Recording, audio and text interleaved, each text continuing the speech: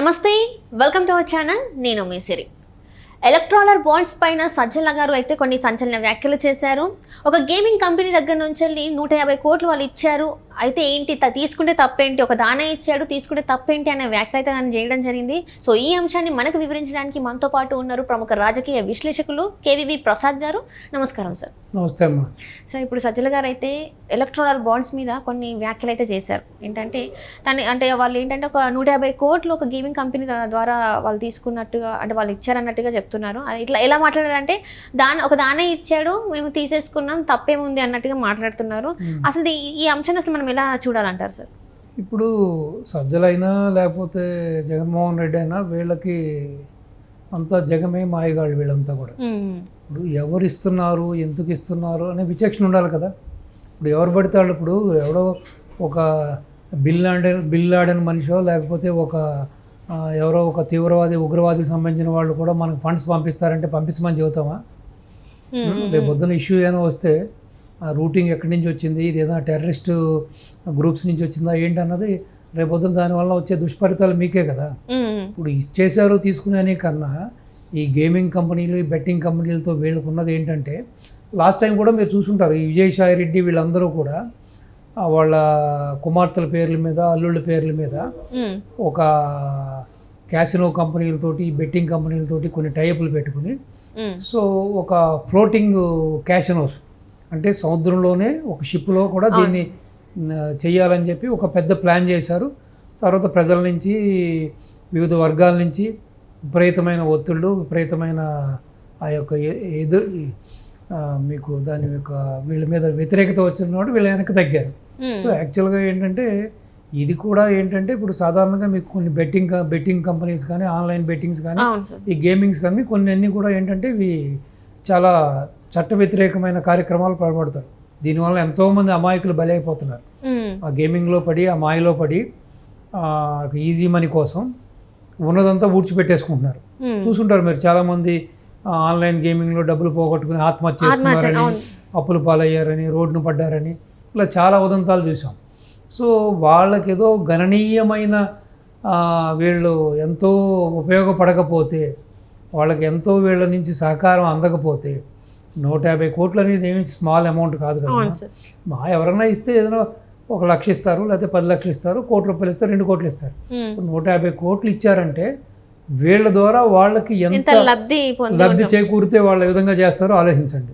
So లేదు, వాళ్ళు తోడుదొంగలుగా అయ్యి కూడా, సో ఇండైరెక్ట్గా వాళ్ళతో భాగస్వాములైనా అయి ఉండాలి. ఇది ఈ గేమింగ్ కంపెనీస్లో భాగస్వాములు ఉండాలి.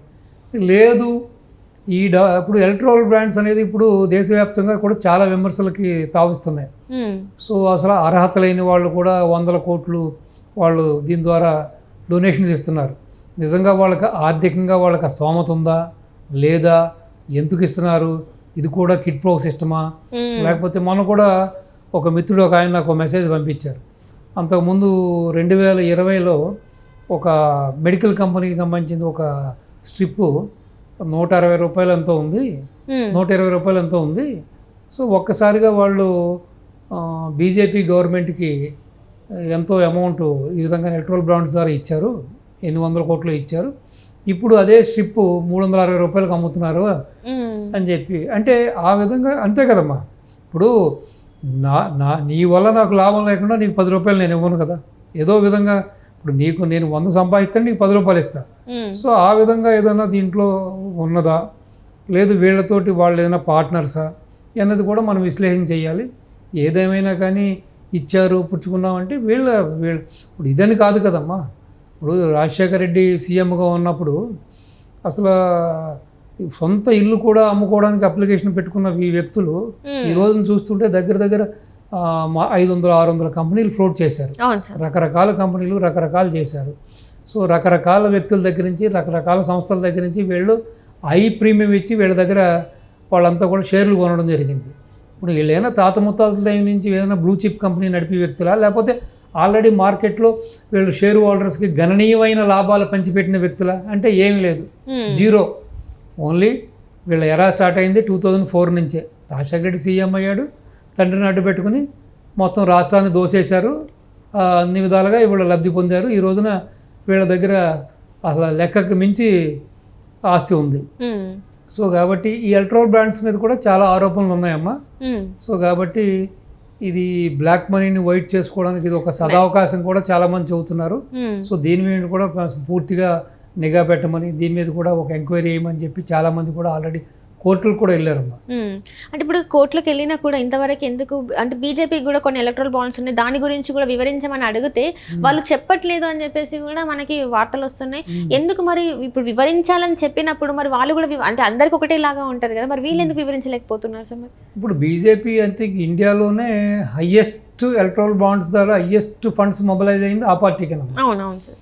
సో అన్ని పార్టీల కంటే ఎక్కువగా వాళ్ళు డబ్బు చేకూర్చుకుంది ఈ ఎలక్ట్రల్ బాండ్స్ ద్వారా.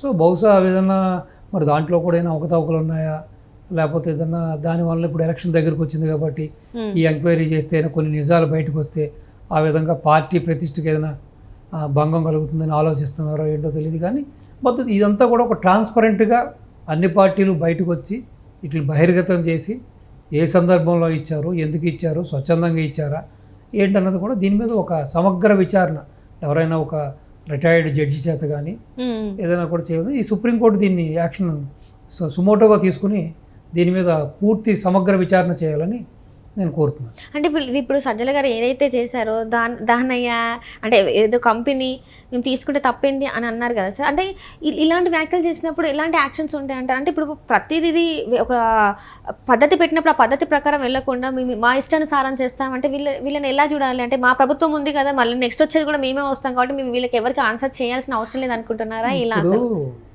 ప్రజలు తెలుసో తెలియకో ఏదో యువకుడు ఉత్సాహవంతుడు రాజశేఖర రెడ్డి బిడ్డ. ఇప్పుడు రాజశేఖర రెడ్డికి కూడా పేరు రావడానికి కారణం ఎవరమ్మా? చంద్రబాబు నాయుడే కదా. చంద్రబాబు నాయుడు అనే వ్యక్తి సంపద సృష్టిస్తే ఆ సంపద ఇబ్బడి ముబ్బడిగా పెరిగింది. 2004లో కాంగ్రెస్ అధికారం వచ్చేటప్పటికి విపరీతమైన సంపద జనరేట్ చేయడం జరిగింది. సో ఆ రోజున జేవి సోమయాజులు గారు అరే బాబు 4 మంచి పనులు చేయండి అని చెప్పడం జరిగింది. దాన్ని రాజశేఖర రెడ్డి ఆచరించాడు కాబట్టి రాజశేఖర రెడ్డి కాస్త మంచి పేరు వచ్చింది. ఏదో మీరు చెప్పినట్టుగా 108 ఆ ఫీజు రింబర్స్మెంటు, సో ఈ విధంగా రైతు రుణమాఫీ, ఈ కొన్ని కార్యక్రమాలు చేయబట్టి అతనికి మంచి పేరు వచ్చింది. సో రాజశేఖర రెడ్డి గారు ఆ రోజున మంచి పని చేశాడు కాబట్టి రాజశేఖర రెడ్డి కొడుకు ఇంకా ఎంత మంచి pani చేస్తాడని ప్రజలు నమ్మారు. కషాయవాడిని గొర్రె నమ్మి మోసపోయినట్టుగా మోసపోయారు. ఈ రోజున దాని దుష్ఫలితాలు అనిపిస్తున్నారు. ఇప్పుడు రాజశేఖర రెడ్డి టైంలో ఏదో చికెన్ తిన్నాం, మటన్ తిన్నాం, రాజశేఖర రెడ్డి కొడుకు వస్తే గొర్రెనే తినేయచ్చని ఆలోచన చేశారు. చివరికి బర్రె పేడ, గొర్రె గొద్దులు కూడా మిగల్చలేదు ఆ మనిషి వీళ్ళకి.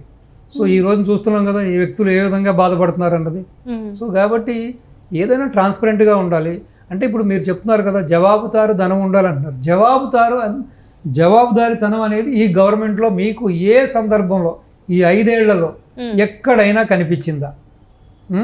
ఇప్పుడు దళిత డాక్టర్ సుధాకర్ని చంపేసినప్పుడు అయినా జవాబుదారీతనం తీసుకున్నారా?